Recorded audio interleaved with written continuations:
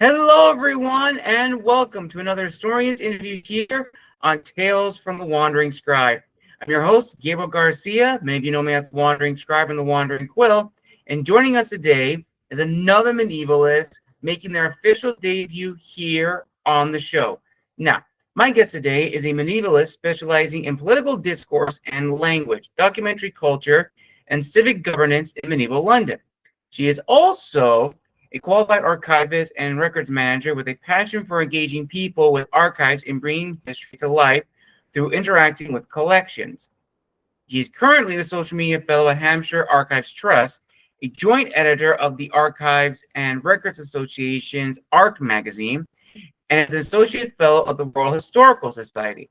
She's currently working on her first monograph, which will be published with Routledge. I am so excited to have this guest on the show, to have another medievalist joining the Wandering Scribe family.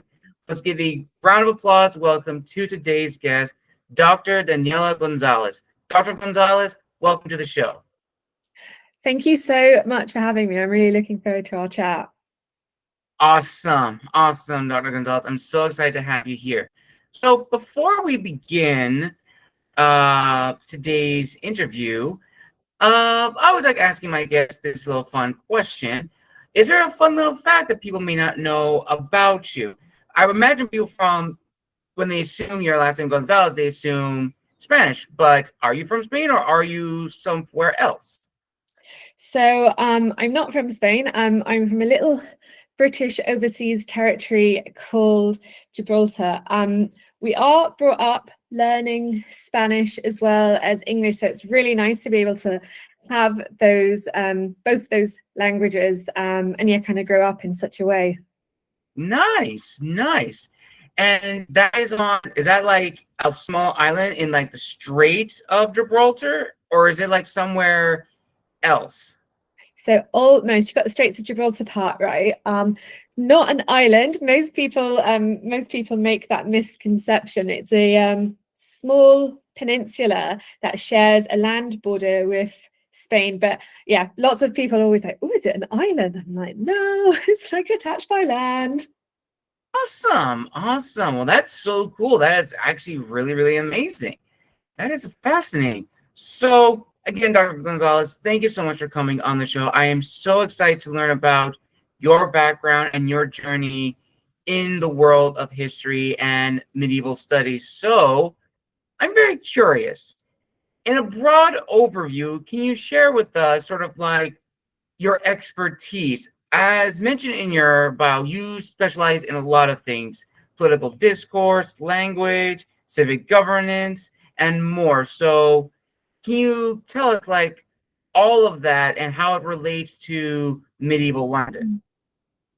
Medieval Latin. Okay, so in terms of what I'm kind of looking at in, I suppose, more a nutshell, it's looking at London, it's looking at the documents made, and it's looking really at this idea of common profit. So what common profit is this sort of concept that everything is done for the well-being of everyone. So in the context of my research, I'm really interested in looking at civic figures who are in charge of governing London and the way that they govern the city and the sort of discourse that they use, these kind of ideas of, we're governing in this way and this is what's really important to do because we're looking out for the well-being of society, trying to be unified and having a very kind of stable city that will thrive. Now, in terms of medieval Latin, as I'm sure lots of people are aware, Latin was one of the languages used predominantly in medieval society. And when I say medieval society, I mean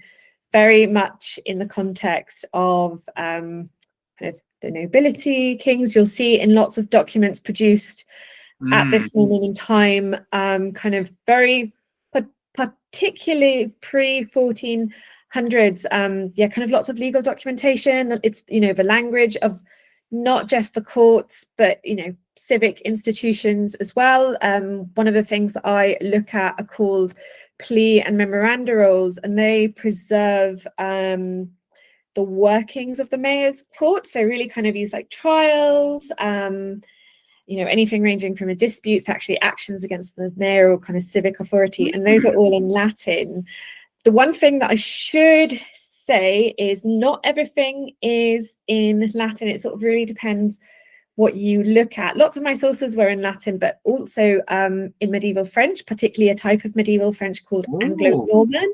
That's a sort of French that you will find in medieval England. And of course you get Middle English. So some of the documents that I looked at were in Middle English. That's not as common really in documentary culture. Really, yeah, it's kind of the language of the courts, language of the law that you expect to see. But if you look at medieval poems, so Chaucer, John Gower, William Langland, they write in English. Think of Chaucer, Canterbury Tales, Parliament of Fowls. That's all in English. So Latin is obviously a big part of it, but you do get other languages in medieval England in the period that I'm studying, which is the 14th century. Fascinating, Dr. Gonzalez. So let's sort of explore and discuss the role that led to this profession. So what really put you on the path of becoming an historian and specializing in archivist history? Were you always fascinated with history growing up, or was there a specific aha moment that really solidified your passion for history? So I've always been interested in history from a young age. It was my favorite subject in school. I did that for my GCSEs and A-levels and chose to study that at university. And really when it was at university, I like a broad range of topics, because I do like some modern history, particularly kind of World War I, World War II history. But really it's when I was in my undergrad that it was really kind of the medieval and early modern modules that I really enjoyed, that I thrived at studying. And then when it came to kind of I suppose my third year of undergrad, I thought, what do I really, really want to do? And I knew some master's students doing a master's in medieval and early modern studies. And they were like, if you're really enjoying these modules, why don't you go and, apply to the master's program and see how you get on? And actually, when I started the program, and I was, it was my first time learning Latin, they offered a wide range of topics. And, I do have to say the MA I did was at the Centre for Medieval and Early Modern Studies at the University of Kent. Excellent department, excellent master's program, great staff there. And they really encouraged me to explore the topics further. And actually, one of the highlights of doing that master's in particular was the opportunity to go to Canterbury Cathedral. Now, Canterbury Cathedral, has a really, really rich history going all the way back to the early medieval period. Canterbury itself, is a key city in this kind of story of medieval England. So, it's really exciting to go to the cathedral and to explore the collections. A lot of our teaching happened there, and it's the perfect place for a medievalist. Really, now, whilst I was there, what was really exciting was, speaking to the librarian, speaking to some of the archive staff, and realizing that those were jobs that you could do after university, and that actually, when you're with collections in person and, getting to handle them, getting to explore the stories hidden within these collections, made me think, oh, actually, this is something that I'm now really interested in. And, I like history, I like heritage. This is a nice way to put those things together. And so what I did was when I completed my master's, I took a gap year, and during that gap year applied to do a PhD.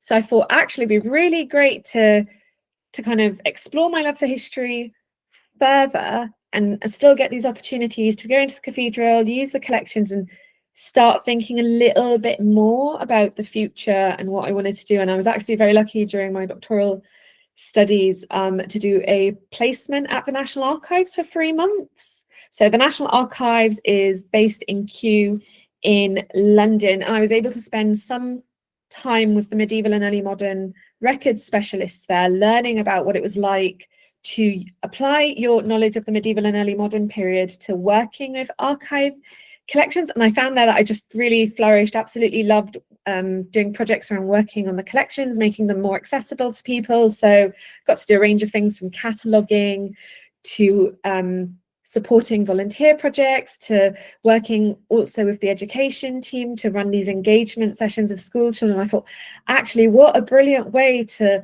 bring together my passion for history and heritage with kind of documentary culture, you know, some objects as well. I thought, actually, this is really what I want to do. So I guess that's a sort of long-winded way into the kind of career path that I've chosen, and actually how I've been able to bring these different things I love together. Okay, so let's talk about a little day in the life for you, Dr. Gonzalez. So for you working with documents from the medieval past, what really surprised you about that side of the history world? You know, looking after these documents, really learning the history about them, as well as sharing the history with them, because not a lot of people may know about the medieval past or what day-to-day life was like back in medieval period. No, that is a really good question. Trying to think what's maybe surprised me the most. I mean, I suppose one thing that I always find really special is that it survives.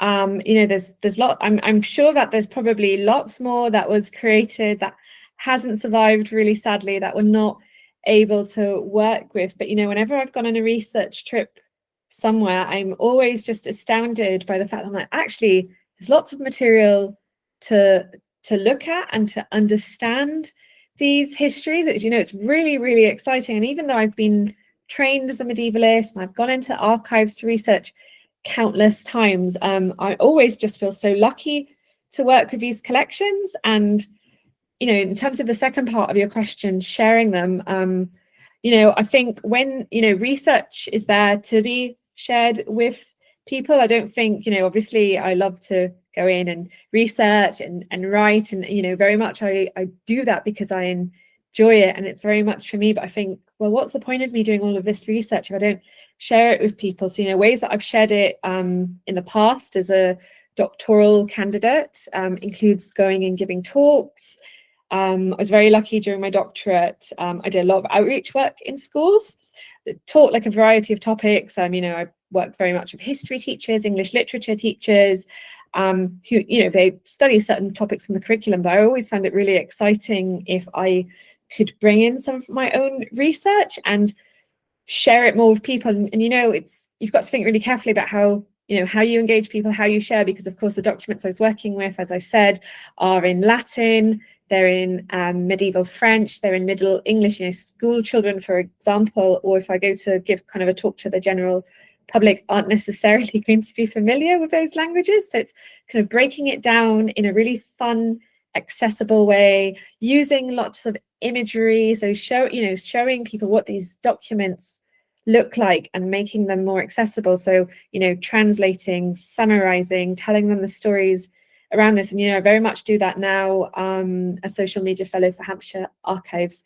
Trust. You know, my research is on London, but when I'm looking at things to share for the trust, think, right, okay, do some Hampshire research or kind of work with others to highlight their own research areas and what they're doing, and think about, right, how can I share this online now in a really kind of fun, accessible format, and kind of draw people into these histories. And you know, I've been really lucky with Hampshire Archives Trust that I have been able to coordinate a blog.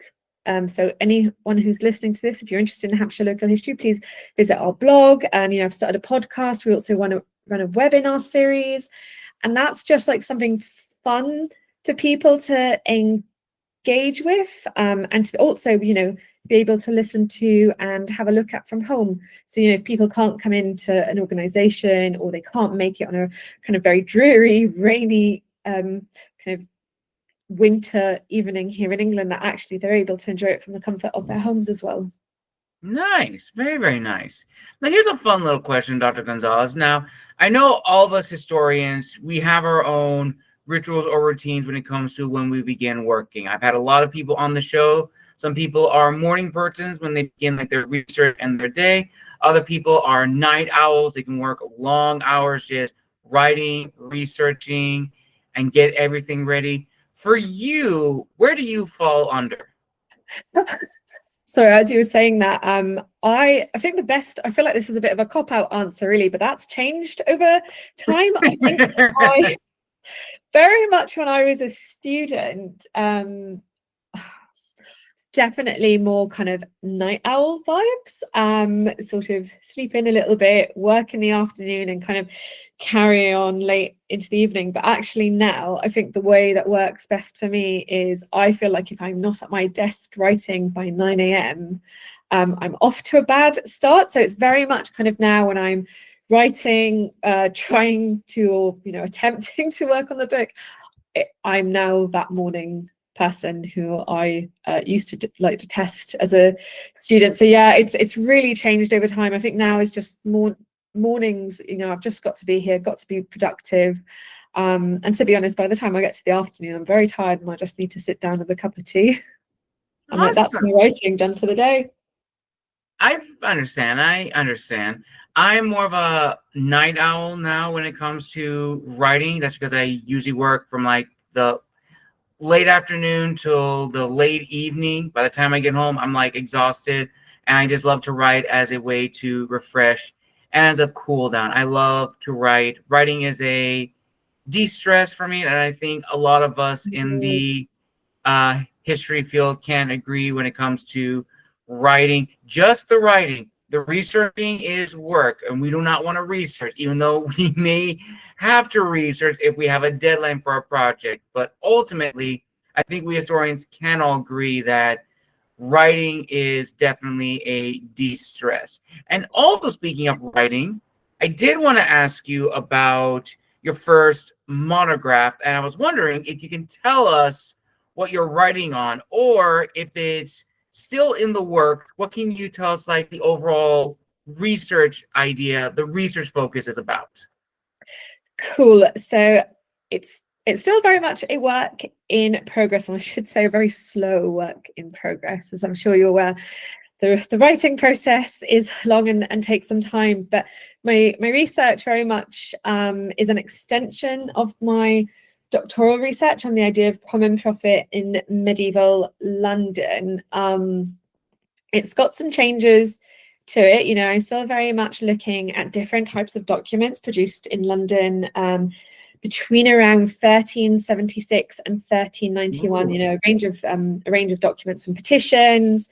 I mentioned earlier material from the plea and memoranda rolls relating to the mayor's court, proclamations, and a text called the Jubilee Book, which is a kind of oath-taking book that was written in the kind of late 14th century London. Unfortunately, that was burnt in 1387, but very lucky that a much later copy survives. The one thing that I kind of, I suppose, thinking a little bit more in the book about is kind of the people writing those documents. Very much in the thesis, I focused on two really kind of dominant figures in London's political and kind of civic scene. So one called John of Northampton, another called Nicholas Bramber. They were both mayors of London, kind of 1370s,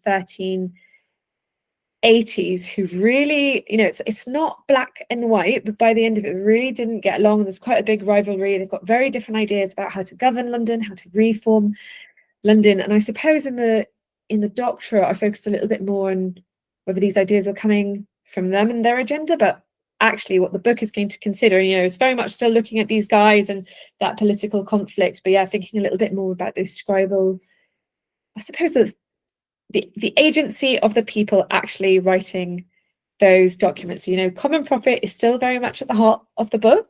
That was the kind of big idea that I am very, very interested in. But yeah, thinking a little bit more about actually who's writing these materials and the records themselves. Awesome. And now here's a fun little question, Dr. Gonzalez, which I'm very curious if anyone's ever asked you this, either virtually or in a conference.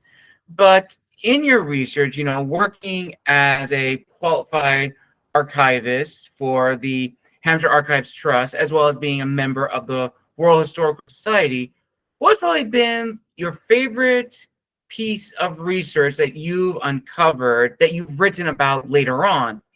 And also, what has been the most challenging thing to research? Either was a topic brought up by a fellow colleague or something that you personally were fascinated in, but realized it was very difficult to gather sources? That's a really good question. I mean, in terms of, it's a really good question. Sorry, that really is a good question. That's quite big. I've researched lots of things. I mean, obviously, like I have my own research, and something really, I guess what was really special was coming across that collection of petitions at the National Archives. I kind of actually came to my PhD topic. By the end of it didn't look like what I had applied for the PhD with, which is probably a good thing, to be honest. Now I'm not going to say I uncovered these petitions. These have been looked at previously, and I found them, they're part of the National Archives as digitized collections. So, you know, I'm not saying I uncovered these, I did not at all, but I have a very special place in my heart for these petitions, and they probably always will be my favorite things to work with, because they led me down the kind of story that I explored in my PhD. And really, it's where I came across this story of Nicholas Brember and John of Northampton. Now, there are 15 petitions. There's a little bit of Latin in them, where they quote this this statute relating to victualling. But you know, there's one in English. The rest of them are all written in French, and they're written by some of the artisanal guilds in London. They're written in 1388, and they're submitted to the Merciless Parliament in February of that year. And really, they're just all kind of big complaints about Nicholas Brember and about how he has governed London really badly. He's encroached the king's power. He's very, very corrupt. And, you know, again, they have been looked at before, particularly the Mercer's petition, which is in English. That petition has been looked at by literary scholars and historians. So again, you know, I'm not saying I uncovered these at all, but actually it was really fun to look at the petitions together. And yeah, kind of follow this path into understanding Nicholas Brember, John of Northampton, understanding what's going on in London at this time, and how those petitions form a wider part of that story. So really, I guess that's probably my favorite thing that I've come across, and has been a joyful thing to delve further into, because really, you know, the reason I have my doctorate is because of these petitions. I was really able to focus my research. I guess in terms of things that present a challenge, and I was actually having this conversation the other day with somebody who's contributed to the Hampshire Archives Trust podcast. I suppose sometimes when you're trying, you know, I always try to make sure that the history that I look at for Hampshire and things that I share on social media really kind of link into kind of the national events, local events, certain times of, you know, that it links up with certain times of the year. So we were talking, for example, about the history of Hampshire during Christmas, and sometimes I've found it's always a bit of a struggle to find things online. It's very different if you're able to get somewhere in person or look at somebody's catalogue, you know, when you want to go to the archive. But I suppose, yeah, there are certain challenges about trying to look up certain topics online. Things don't always come out depending what terminology you use. The Google may pick up on it, it may not. So I suppose that's kind of one of the big challenges in work. Yeah, sometimes when I've been trying to get a general overview and a general sense of topics, is actually how much can I realistically do at home and sort of prepare myself for, without kind of, you know, if I don't have access to secondary material and can read other historians' works, or yeah, kind of delve into the archive a little bit further. Nice. Very, very nice. The challenges of online research. Yes, very true, Dr. Gonzalez. Very, very true. And for this next question, I'm actually doing something completely new. I'm actually going to combine a group of questions, because I definitely think you can definitely answer all of these questions with one answer. So I'll give context for this very, very large question. And this question is this. So as we have seen, and I'm sure you can definitely agree, the historical field has greatly changed within the last 20 years. especially when it comes to historical content. We have AI entering the discussion, people using to generate academic papers or research topics, propose new ideas through AI. And of course, social media is now a huge field, as a lot of historical societies, professors, freelance historians are now using social media as a tool to not only grow their platform, but also help spread history. And this has sparked a debate of, are we in a golden age because of these new historians, or are we in an iron age because we are seeing those that are passionate about the field wanting to grow, and those just contributing to a trend or discussion. And ultimately, when talking about all of those things, social media, the internet, and everything can be emotionally draining and emotionally taxing on the person. And especially for historians, when we present our own expertise in the field of, in the world of social media, we sometimes leave ourselves exposed to the negative side. I've talked to a lot of colleagues about this aspect. So with all that said, Dr. Gonzalez, for you personally, what not only disciplines you to be the best historian you can be, but ultimately, have you really thought about, for you, what are your goals and your promise, not just to yourself as the researcher and as the presenter of history, but also other people who are following your content, following the podcasts you guys have brought forth, and showcasing the history that you guys want to showcase? I mean, I suppose what disciplines me is always thinking, right, need to make sure that I, in terms of the history that I showcase, it's accurate, it's truthful. I've checked the facts, and that history is dealt with appropriately. It's dealt with in a respectful and sensitive way. I mean, in terms of our audiences and kind of what guides me, any promises that I make, is I really believe history is there to be enjoyed by everyone. History is not there for a certain group of people. There's lots of people make history, so lots of people should enjoy history. It's something that's there for everyone, and that's why when kind of my own research is obviously very focused. That's a topic that I enjoy, but when I'm looking at what to showcase on social media, particularly for work I do for Hampshire Archives Trust, I make sure that I showcase as many topics as possible.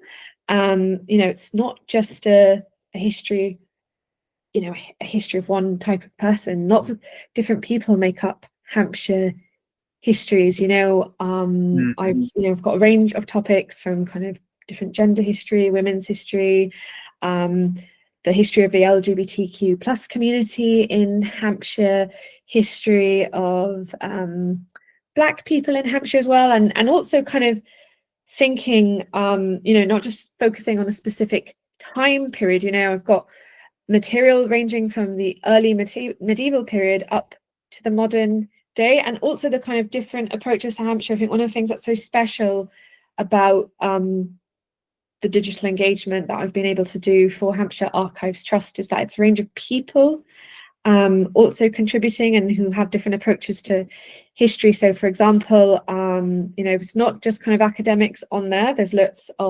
students who've contributed to the blog, for example. There's different professionals from kind of across galleries, libraries, archives, museums. There are university academics, but there's also people who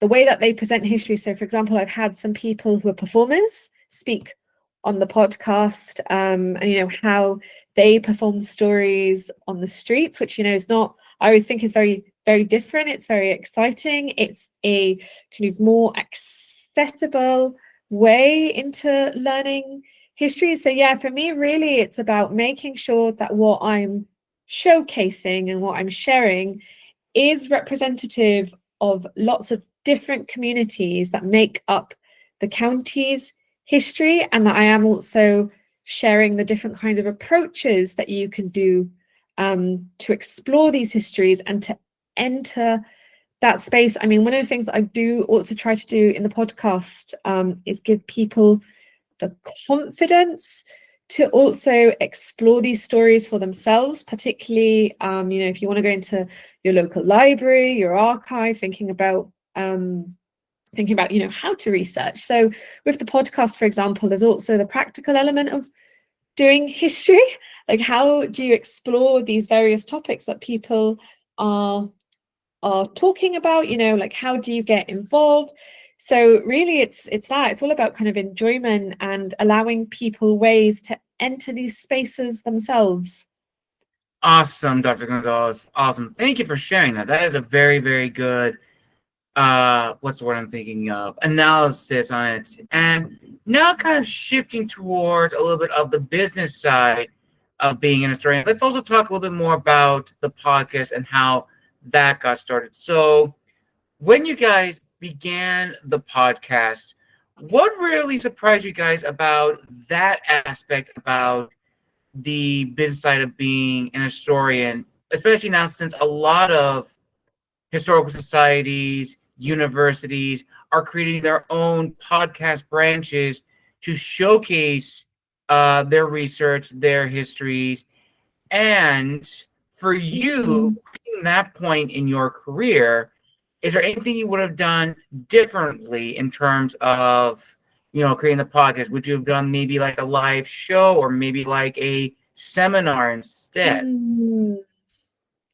That is a good question. I mean, we do run a webinar series, so we've kind of got that balance of kind of a podcast to something that somebody can either listen to on the website or on Spotify or Podbean, and then kind of every couple of months now we deliver I organize a webinar for people to kind of listen in from home. So there's that sort of, I suppose, balance between something that is auditory and something that's kind of auditory but also visual. I mean, I suppose I could always do something like this where it's recorded on video and have up on YouTube. Hampshire Archives Trust do have YouTube, so I could always transfer it to there. But I suppose maybe not something that surprised me, but something that's been, I think, really positive is the impact it's had. And actually, one of my colleagues normally tends to kind of run a report, and it's been really nice to see how many people have tuned in. And actually, I've had emails from different listeners saying how much they've enjoyed it. From the guests themselves, I'll always send them a link to the podcast, let them know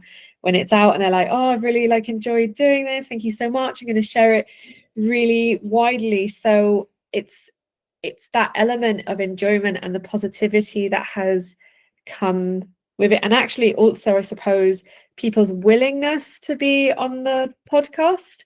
I'm always, I kind of every kind of January, February, I start planning the next season of the podcast and researching people doing Hampshire topics or people who might be studying wider topics that interact with the county itself. And I'm just always so happy that people are really positive about taking part and really willing and really giving with their time. It's just it's something that's really fulfilling and makes me feel really happy. That's amazing. That is absolutely amazing, Dr. Gonzalez. Now, in terms of the audience, I definitely know that as historians, whenever we create something or write something, we're academically trained to write a certain way and present history in a certain way. We are trained to present history to fellow academics. But when we're on our own or we're with another organization or entity, we have to write in a different style, either their own or writing to an audience that may not be as academically sound as those in university. So for you, Dr. Gonzalez, for your research, how have you balanced the two, showcasing your individuality as a researcher and historian, but also understanding that, okay, even though I'm not in an academic setting, I still have to write as if I am, but making sure not to have a lot of the jargon. And what's the reaction been like from people who have read the blog, listened to your guys' podcast, and just gone to your web seminars? So say in presenting, I'll start off with my own kind of research. Yeah, I've given lots of talks to academic audiences, but also kind of public, kind of general public audiences. For example, teachers that attend the Be Bold History Network talks. That was quite a while ago. And obviously, I mentioned earlier, I've done a lot of outreach with young students and kind of going out to schools and talking to them about history, about English literature topics. I mean, in terms of presenting my own research or anything that I've taught in the past or need to cover, it's make it simple. Make it simple. Like, even if you're speaking to academic audiences, even in medieval circles, they may know, but they might not know what particular term pertaining to your research is. So even if I'm speaking to an academic audience, I make sure if there is a piece of jargon or a specific term that I absolutely have to use, it's explaining that and making sure that my language is always accessible. Even when I write, I try to avoid writing in any sort of kind of flowery or convoluted way. I just think, right, if I was reading someone else's work that I'm not familiar with, like, how would I want to interact with that? What's the easiest way to say something? Because I feel like if I read something really complicated, I'm like, oh, hold on a minute, I have to read that a few times to sort of process it. So yeah, it's keep it clear, keep it concise, keep it simple. That sort of, I always try to remind myself. So, even if I've written blog posts, and that's something that I've applied to the Hampshire Archives Trust blog posts when I've written guidelines for people and people have contributed. It's just, oh, can you clarify this? Oh, this is really interesting. Can you explain a little bit further? And again, with the podcast, when I write questions for people and we're discussing these, I just make sure to use simple language that everybody will understand. I think that's probably one of the best ways to engage people who might not be necessarily familiar with what you're doing. It's just being accessible and remembering that not everybody knows the kind of context that and I think that will help kind of invite people in and people to, if you're giving another talk, want to attend, want to interact with what you're doing. Nice. Very, very nice, Dr. Gonzalez. And we're almost near the end of this amazing historians interview. We have just a few last questions, so I'll get to those really quick. So the third final question, or third to last final question, I should say, this one I think is a very important one, and I think it definitely needs a lot of discussion, which is, in the field of history, we are taught that there are two paths for us. Either we go down the road of academia or we go into some government entity. And both are very important, no doubt about that. But I definitely feel out of all of the jobs in the workforce and out of all the disciplines taught in university, the history side, or being a historian, the practical side, we don't get a lot of discussions about, like, what can we use our job in a practical sense. The only ones we are taught is either be a professor or you're working in a museum or in some kind of research capacity. We don't get a lot of workshops discussing how we can use our other talents to carve our own path, that middle path. And I definitely feel that that should be discussed. So I'd like to hear your thoughts on this, Dr. Gonzalez. In your opinion, do you believe that the historical field should have a mandatory workshop seminar to really help history students really craft a career once they leave college? So that's a really great question. I should say there are UK universities doing that already. So I think lots of them, the field of history, there's very, very few jobs. It's very, very competitive. People are waiting, ages, years to get a job. And I think actually a lot of universities have addressed this. History courses definitely have, and are providing further opportunities for students to, I suppose, get practical skills outside of the sort of history sphere. Certainly where I studied, they're now, part of what they're doing is workshops for students to open up different career paths to them. You know, what you can do for it with a history degree. Sometimes they do panels. I've gone back to where I've studied previously with another colleague of mine, and we've spoken about our career paths, the very different things we do, like how the career path ends up being squiggly, and kind of, you know, if you've got, because lots of students will work as well whilst they're studying, and actually how they can then transfer the skills from their degree and the skills from where they're working. You know, lots of students might work in retail, for example, and how do they use that skill set if they want to work in archives, if they want to do digital engagement, if they want to become a curator. So I definitely think that there's a better focus now at universities on what kind of what support can we give students, and kind of actually how do we highlight to them alternative career paths. I mean, that was one of the great things about the funding body that funded my PhD, which was the Consortium for the Humanities and the Arts in the Southeast. I had to think there for a moment. I was like, oh, I don't want to get this wrong. I know I remember this, but they were really great at supporting doctoral students to get experience outside of academia. I already mentioned that I had a placement at the National Archives that was supported by Chase, and I know lots of other colleagues who did really similar things and worked in a variety of places. You know, there's that fantastic opportunity that you can go off for a few months and have an experience outside of academia somewhere else, because it shows you actually, you know, what you can do with a history degree, what you can do with postgraduate degrees. So I do think that that is getting better and better, and you are seeing it a lot more for people to kind of realize you can do lots of different things with a history degree, and all of those skills are transferable to different jobs. Nice. Very, very nice. And now we arrive at the final two questions of this amazing historian's interview, Dr. Gonzalez. So here they are.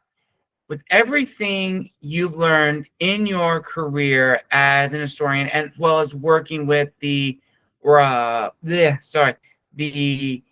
Hampshire Archives Trust and being a member of the Royal Historical Society, ultimately, what do you want people to take away from the history you and the others are presenting to the next generation of historians? And what is your word to those next generation historians who want to make a career themselves in the field of history? I guess what I want people to take away from it is, again, it's just the enjoyment. Like history is not something that's exclusive, it's inclusive, and you can look at lots of different stories and find ways to kind of make links of different people and kind of draw them in and make them feel part of something. Definitely, you know, in terms of archives, that is the case. You know, I try to do that lots of Hampshire Archives Trust, of trying to find one thing and making it relevant to lots of different people. So yeah, kind of really thinking about how can I frame my research, how can I frame what I do, how can I frame what I share with Hampshire Archives Trust in a way that lots of people feel like they can interact with that. I mean, I suppose like some advice for young, you know, other people engaging with history, and if they want to make history a part of their careers, is that, you know, you can do lots of different things. You don't have to be a history teacher, you don't have to be a heritage professional, you don't have to be an academic to still interact with history. You know, I've had an alternative career, and that hasn't stopped me from researching. So, you know, don't feel limited by whatever job you do. Loving history doesn't stop outside of university. It's something that you very much do in your own time. You know, you can see behind me, I've got 2 bookcases full of history books. Like, I read history at home and I write history and find lots of different ways to carry on doing what I love outside of a university context. Nice. Very, very nice, Dr. Gonzalez. And with that, viewers and listeners, we conclude this amazing historian's interview here on Tales from the Wandering Scribe. I'd like to give a huge thank you to my guest, Dr. Gonzalez, for coming on the show, making her official debut here, and hopefully not the last. Dr. Gonzalez, where can people find you on social media if they want to connect and stay up to date with any announcements you have? And speaking of announcements, do you have any upcoming projects you would like to share, either your own projects or projects that the trust is working on, or anything down the road? So you can find me on Instagram if you type in _medievalist_archivist, and you'll be able to find me on Bluesky. If you want to see what I'm doing, has usually, I say usually, every so often, some history related content, exhibitions that I've gone to, castles, that sort of thing. Sometimes I'll put up little snippets of my research. So yeah, do find me, do come enjoy fun, quirky history things that I like on my social media. And as I persevere with my research, there'll be a little bit more about that. I mean, in terms of my own project, the project is the book. Until that project is done, I won't be moving on to another, but I very much want to continue researching medieval London and delving further into the archive collections about that period in time. I mean, in terms of what the trust are doing, so outside of my own kind of research projects or things that I would like to do, the blog is ongoing. Please look at the website every so often. If you type into Hampshire Archives Trust into your search bar, we will come up. And really, like the podcast as well is currently in its 4th season.